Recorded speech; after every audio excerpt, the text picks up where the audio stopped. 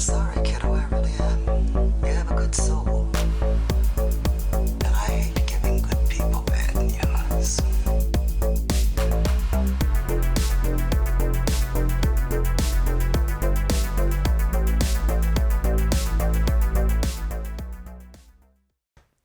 He's Tony, I'm Mike. Today we are doing 1985's My Science Project.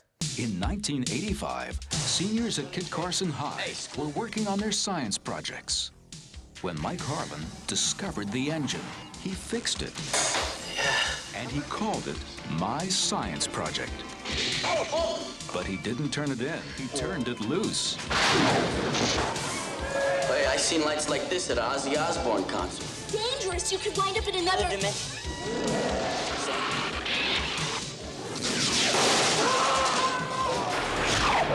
My Science Project. Now that was a ride! Starring John Stockton and Dennis Hopper and the douchey guy from Reversal of Fortune and a bunch of other movies. Fisher Stevens Yes. is the word name you're looking for. Danielle von Zerneck, Sure. who plays Ellie. Yeah. Yeah. So this thing starts off in 1957. Dwight Eisenhower rolls up into the. Was that Eisenhower or Truman? Supposed to be Dwight Eisenhower. Right. Yeah. So, anyways, rolls up to this Air Force base. There's a UFO there. It entered our airspace last night and made a mockery of our intercept squadrons. And according to the pursuit pilots, it suffered a malfunction and crashed in the desert. He's like, just fucking get rid of it. Yeah. We can't hide this thing or whatever. Just bury it and fucking forget about it. Get rid of it. Right away, sir. Jump forward to 1985. We have Mr. Mike Harlan, who is John Stockton. Yeah. And so he's in Dennis Hopper's science class. Would you call me Bob? Because only the pigs call me Mister. And Dennis Hopper's like, dude, you need to get on your science project, man. A man of your mechanical capabilities hasn't finished his science project. I mean, how do you explain that? I've been working double shift down at Charlie's garage, and it cuts into my free time. And you got to have this credit to graduate. Give me something good. I don't make the rules around here, right? But bottom line, golden rule: no project, no diploma, babe. And then so I believe he says that it needs to be primo. Flow zone. I'm tired of you 4Fs. I want to tell you one thing. Unless your project is Dino Supreme, you both get D's. afterwards he takes a puff of what I'm thinking is nitrous oxide. Actually, it says oxygen on the tank, but I think Is it it is. oxygen? Yeah, it says oxygen on the tank, but I think they're supposed to be indicating that he's hitting nitrous. Yeah. And I think someone was like, "We can't put that on the tank. No. That would give people the wrong idea." It's like, it's Dennis Hopper. Everybody knows.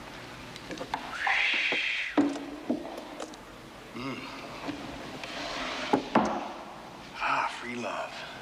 So anyways, he leaves the class and he's getting interviewed by Ellie, who's the nerdy girl. Look, sorry, you got lousy timing. I know. Pay any attention to Look, her. I know it's a flaw in my character, and I'm working on it. Now, what's your sign, Harlan? Pontiac. And Ellie's got a thing for Harlan, so much so that she self-sabotages her, is it a Celica? You know what? I think it might have been. I didn't get a clear look at the car, but I'm going to tell you that as somebody who owned a Celica, that's not what the engine was like. So anyways, she pops her distributor cap off of it and pretends like she's a damsel in distress, so Harlan comes up and fixes it. And his sweet goat. You are forgetting the most important thing about Harlan. He's got the goat. He is Mike the mechanic. I like Springsteen, like goat, you know? Goat. Quite literally. Yes, he is. And I also forgot to mention that he just got dumped by his girlfriend, Crystal. Yes, because for some the Cosmo quiz that she took said that their relationship was donezo. So Cosmo says that today is the day. So I'll get rid of him. Michael, I want to be swept off my feet, serenaded, worshipped like a goddess. Come on, bullshit. Naturally, she's got to hand him a copy of the mag with her filled out questionnaire. And she's just got to walk away. That is exactly What my Cosmo Romantiscope said you'd say, Michael. Ta-ta forever, monkey wrench. So anyways, Mike, calls out Ellie's like, hey, you have to self-sabotage yourself, and do this shit. Okay, Sawyer. What's going on? Distributor caps don't just pop off unless you want them to. But Ellie's like, hey, I don't want to be the spinster of our class. How about, being a good Boy Scout and take me on a date sometimes? Yeah. I need you to save me from being voted senior class spinster. Be a Boy Scout and give me a date.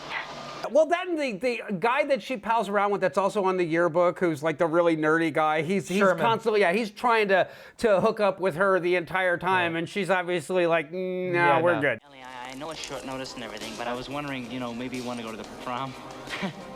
Look, Sherman, can we talk about it later? Okay? Sure. Yeah, not that's a red flag on the play, dog. Move on. But so anyways, their first date is going to the boneyard to find something he could pass off as his science project. Yes, he's gonna find an engine or something and polish it up. What are you doing here? We're here because I need a project to graduate. I can't do anything scientific. What I can do is restore old machines. Now I'm just trying to figure out, So hang on. Oh, I'm just go ahead. So he finds the device, the gizmo. from Spencer's. yeah. It's a plasma ball and some shit taped together. And they take it back. They hook some electricity to it. Well, when they're taking it back, it kills his car. So I'm just saying. Staying here, why? First of all, I never leave my goat out here, all right? Secondly, if I walked into town, the whole world would know I broke down. Anyways, they put some power to this thing, and then shenanigans ensue. I was just trying to get to the fucking shenanigans ensue.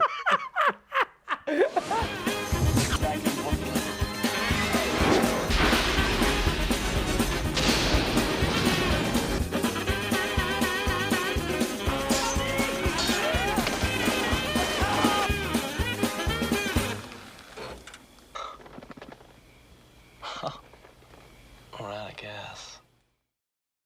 This was your pick, right? Yes. Because okay. That makes.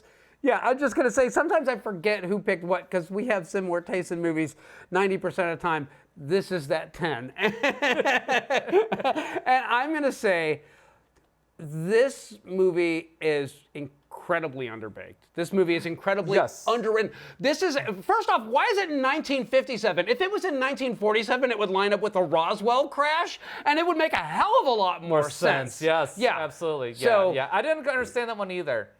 That one's just beyond me on that one. But then we get to Dean Stockton, and whatever his name is, Mike. We get to Mike the mechanic, and Mike the mechanic is like obviously relying on you to remember his character in Christine and how likable and what a good guy he was and how he was looking out for Arnie. But they don't ever bother to address any of that throughout this script. He's literally, if you just isolate this movie without ever having seen Christine, he's a douche. So he is smart-mouthed and kind of a jerk to everybody. Even Ellie. Ellie's perfectly kind. She's like literally, I need a quote for the yearbook. She's a pest though too. She's very pesty. Bimbo leaves Harlan in limbo. Makes a great yearbook headline, don't you think? I mean, she's like just harassing, like like when she's doing the interview and stuff, and then having Sherman, tag along. I can see you get very antagonistic very easily. Sure. Hey, newsflash update. I dumped Crystal, all right? That is not what I heard. Oh, no? No. And then also, too, if he was such a D-bag, he would not have taken Ellie out on a date. Well, you're right. And it was a shitty date, yes. But still, he ended up taking her on a date. He had just been dumped, and then he was trying to tell Ellie, no, I dumped her. And she's all like, yeah, right. That was when he, kind of was like, let's see where this goes. How come we spent 4 years in the same class and never even talked to each other? I don't know. Maybe because you lived under cars and I lived in books. Then we have Mike the mechanic's dad, and They don't do anything with that other than he like walks in and he's making out with the new, you know, the new girlfriend on the couch, and there's like this awkward thing. Oh, Mike, I'd like you to meet Dolores. She's the sales representative for Betty Jo Cosmetics.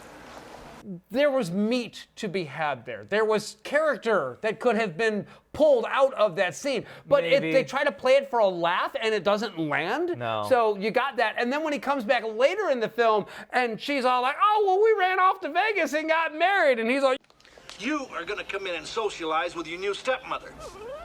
Do I make myself clear? Again, potential character moment. They do nothing with that one. Here's really the biggest problem with this movie is it should be called My Side Quest Project.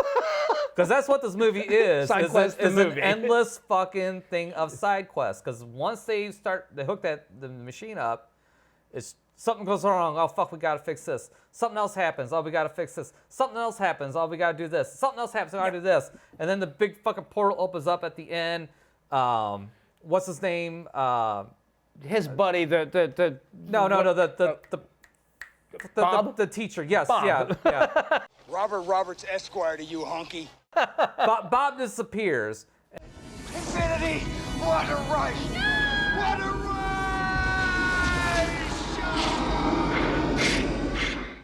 And then every classroom becomes like a different dimension and portal and it's a different place and fucking time. Well, you know? see, here's the other thing about this. So there's cool stuff here, but there wasn't enough time or budget to really kind of make the most out of it. And I agree with you. They needed really to like dissect the script. Yes. Or tighten it up in some way, shape, or form, because there's too much shit going on here. Way too much shit going on. Even beyond that, they never actually establish any rules for what the gizmo is. They never actually say, well, here's what it is, here's what it does. So because there's a lack of explanation, they just throw everything at the screen that they think is going to stick. Now, there is a brief bit of exposition when they go to the library and Sherman's like, oh, well, it's probably like a dimensional thing, you know, and you can do time travel and all this stuff. He goes through the explanation. I'll throw a clip of it here. That sounds like we're dealing with a time-space warp. You see, it's kind of like breaking through the barriers between time, space, and all dimensions. Hey, so like something can warp in from one dimension to another, right? Sure, but only if the warp got out of control. They extrapolate that from the fact that a Greek vase appeared and then disappeared, and then also when they first hooked up the gizmo to the battery in the garage, they jump ahead 2 hours in time. If they had bothered, and Bob is supposed to be the brain, he's supposed to be the guy that's like there. Okay, that's the character that you've given permission to explain stuff. But Dennis Hopper is so busy being fucking Dennis Hopper that he never bothers to actually explain anything. And again, I don't fault Dennis Hopper. I blame the script on this one because he could have been that absent-minded former hippie turned school teacher, and he could have been like, oh man, this is far out, and let me explain this to you. And he does kind of do that though. It's a time-space warp that's created by this gizmo that will warp something into our dimension, or we can travel through time and space. Oh yeah? It's in there. Is it? It's just not executed very well. No, it's not executed very well. It's not explained very well. No. They leave tons of gaps in this. And then we have the problem that legitimately this gizmo is like sucking up any power source that's next to it. And it's using that to warp space and time. Yeah. That's supposedly what's going on here. Yeah.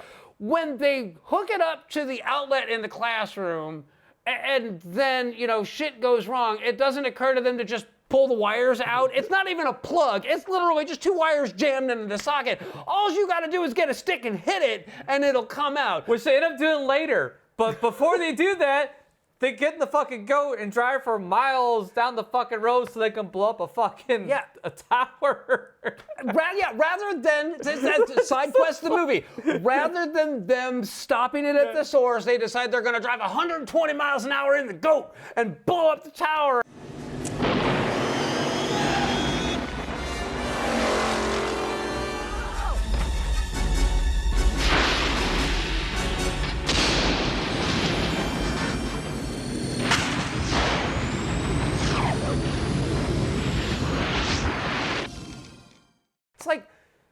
That's not how any of this shit works, and all you had to do was pull the plug on it. Yeah. You know, I mean... And then they get back to the fucking classroom, and Sherman just plugs right fucking back in again. Yes. No, no, no! And blows up Ellie, and and they just leave her there. But somehow magically... No, they get arrested. Well, they get arrested, but Sherman didn't get arrested. No, he didn't. No, he just left her ass there. And then they come back like hours later, and she's still laying in the same position. But naturally, when Mike the mechanic lays his magic hand on her, she's all like, I'm fine. It's like, if you were knocked out for several hours, you should be seeking medical attention because you probably have a brain hemorrhage. You might want to have that looked at. Then you have the whole shit with the fucking gladiators and the dinosaurs and the aliens, and like they're just throwing bullshit on top of bullshit on top of bullshit, trying to distract you from the fact that this movie lacks plot, so it's trying to dazzle you.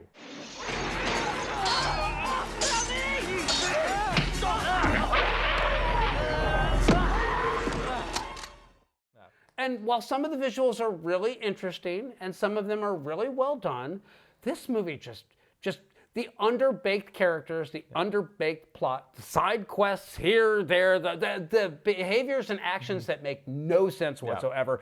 This movie gets tedious and boring. Really, like at the crucial moment when it's supposed to be ramping up the tension. I never found it boring. I just found it very, like I said, very side questy. And it's like, okay, I don't need this many side quests. Let's kind of cut to the chase now. Let's kind of fucking wrap it up. Or take some of these side quests out. It needed a rewrite really bad. Really. If they rewrote it and really tightened up that script and maybe and then you could have spent more money on some of the effects later when the school turns into a fucking, where every classroom turns into a different scene. They could have, made this better. Editing-wise, this movie is really poorly constructed. There are scenes that go on way too long. Yes. There are scenes that, like, literally, you're visually bored with it, and they're still showing you and showing you and showing you. So that's it. His friend, what the hell was his buddy's name? Vince. Is like the most unlikable character put on film in this year. He has fucking like one-liner after one-liner after one-liner, and 90% of them don't fucking land. There's one joke that actually got a laugh out of me. Was when the lady cop goes, "Why are you wearing sunglasses at night?" And he's like, "Because when you're cool, the sun shines on you 24 hours a day." Oh, yeah? That got a laugh out of me. Oh. I also had a line like "simmer down, Butch" or some shit like that. Chill out, Butch, and get a shave. That was the only part. But the problem is that like when there's so many duds in a row, when there is a funny joke, it doesn't land with as much impact as it could have. If he had been a likable character and they dialed it back where he's just occasionally throwing out a one-liner, and then when that one happened, that laugh would have been a hell of a lot bigger than it was. But because it's just one-liner after one-liner after one-liner. Now, as far as this film goes, this film was very obviously rushed into production. And I'll tell you why, because I've got notes. Right. This movie had a $12 million budget. So in 1985, they did throw money at this. Its box office was $4,122,748. Okay. It was pulled out of theaters after 2 weeks. That's how poorly it did. It opened in like 14th place. Now you got to put in perspective. There was a lot of big movies that came out in 1985. Yes, there were. But and those movies, one big one. Are you going to name the movies? Yes, okay. I am, because this movie was brought out. This is back in the days where if one studio was doing a big movie, like James Cameron's The Abyss, and then everybody got wind of it, and they're like, "Oh fuck, we got to do a movie like that too." So that's how you wind up with Deep Star 6 and Leviathan coming out at roughly the same time. This was back when it was very common for there to be a summer where there was a theme to every other movie that came out. And in this particular year, Back to the Future, Real Genius, and Weird Science all came out, and they were all like, Touchstone was all like, "Oh shit, we need a hit." Yeah. All the good stars are taken. Let's get that guy from Christine. He still looks like a teenager. Kinda. Yeah. So the sad part is, this movie was written and directed by the guy who did The Last Starfighter. Yep. No, he did direct Last Starfighter. Oh no, he wrote the Last Yeah. Starfighter. Yeah, this is his introduction to director. Now, so he can write a character-driven story that makes you care and has great action sequences and laughs and all that. And watch our review of Last Starfighter here. Mike's a huge fan of it. So this is like a huge disappointment, but then he did this movie. It did not fare well. And then he followed this movie up with what is quite possibly one of the absolute worst fucking movies of all time. If you ever need a movie that will make you wonder why cinema exists, this is the man who wrote and directed Theodore Rex, the terrible Whoopi Goldberg dinosaur people movie where she's a hard-boiled detective out on the trail with a dinosaur. All right. That was the last movie that he directed. And rightly so, probably. Yeah. This movie has had 2 DVD releases. It's had 2 Blu-ray releases. And funny enough, this movie was a bit of a stinker. Overseas international box office, it did $100,000. Wow. And then when they released it in Sweden, because no one knew what the shit My Science Project was, they released it as Time Busters. I'm assuming they were trying to cash in on that Ghostbusters thing. But you know, this movie reeks of studio product.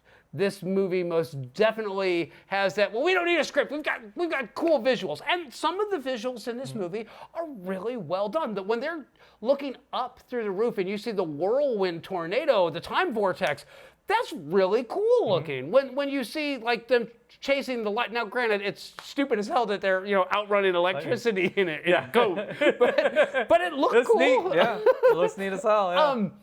The plasma ball is like, I could make that shit at home for like $9 for the plasma ball and then like another $9 for some scrap wood, and I can have a prop that looks exactly like that in my living room, but I don't want it. Yeah. Someone might plug it in. But it's not a good movie, but I still find it fun. And there's some nostalgia baked into this too. I'm not gonna fucking lie. It's 1985. I watched this on cable and VHS and all that shit when I was a kid. So there's a little something to it for me. But I can clearly admit there's a shit ton of flaws in this fucking movie. And then every movie that came out in 1985 that you named is infinitely better than this movie. Yeah, absolutely. I was not a fan of Weird Science. You can watch our review on that one right here. But, love it. but yeah, no, Weird Science didn't do it for me. So this movie really missed by a mile. I legitimately was looking at the clock to see how much more time I had to put into watching this one. It's kind of a shame because Dean Stockton, he's a talented actor. He actually, in Christine, he was perfect in that role. Yeah, but he's fine. That role. Yeah. He is not the main character. He is the main character's buddy. Yes. Come on, bullshit. We also did that shitty ass movie where he was, there and they were hunting Dangerously Close. Yes, you can watch that review right here as well. In Dangerously Close, that movie was cheesy, bad fun. This movie is just bad. I was not a fan of it. And I had a ton of goodwill for this going into it. I'm going to tell you right now, I had never seen this movie before we watched it for this review. That's shocking. Yes, it is shocking. I am a fan of Real Genius. I am a fan of Back to the Future. Those are fine films. Watch those two and skip this. It will not be joining my collection. I'm not hating on this movie. I can see where if you have some nostalgia for it and the visuals appeal to you, all that, there's good stuff here. But the problem that I have is that this movie had the bones of potentially a really fun movie, and it just didn't live up to it. Yeah. This is actually great fodder for a remake. Yeah. This is a perfect remake material right here. You could take this premise and flesh the script out, have a slightly larger cast. That's the other thing too. The cast is so small on this. There's just the 5 of them, and then his dad and new stepmom. And if they had bothered to actually build that out, have him have a little bit larger circle of friends, it would have given you more opportunities to show how he relates to everybody, because other than his Vince and his car and his now jilted girlfriend, he doesn't seem to really give a shit about much of anything or anybody. Wait a second, Michael. How is that lucky? I mean, if we walk into town, the whole world will know that your car broke. It's just a car. I'm not hating on it. If you enjoy it, you've got the nostalgia for it, by all means, knock yourself out. If you're anybody else, skip it. It's a nostalgia recommend, and that's kind of about it. So, anything else? That's what I got. We will catch you next time.